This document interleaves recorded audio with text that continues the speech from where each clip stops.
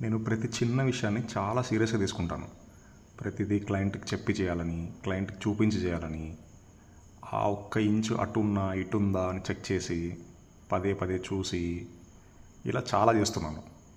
అప్పుడప్పుడు కార్పెంటర్స్ కూడా అర్థం కాదు, మరి ఇందాక చూస్తున్నాడు ఏంది టార్చర్ అనుకుంటారేమో, నాకు తెలియదు. ఫస్ట్లో నేను దీన్ని ఓవర్ థింకింగ్ అని, ల్యాక్ ఆఫ్ కాన్ఫిడెన్స్ అని, తప్పు జరుగుతుందేమో భయం అనో, ఇలా ఉన్నానా ఏమైనా అని ఆలోచించుకుంటూ ఉండేవాడిని. But at some point of time నాకు అర్థమైంది అవేవి కాదని. We want to give our best output అని. సబ్సే అచ్చా కామ్. ఆ యాంగిల్లో ఆలోచిస్తే ఇలా చేయడం తప్పేముంది?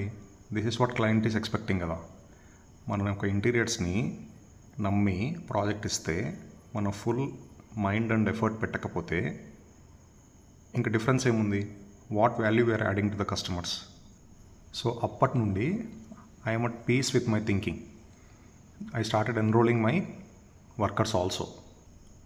ప్రతి లర్నింగ్ని నేను నెక్స్ట్ ప్రాజెక్ట్స్లో ఇంప్లిమెంట్ అయ్యేలాగా చూసుకుంటున్నాను.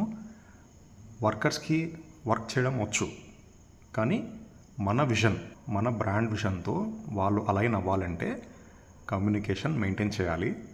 That's what I'm working on.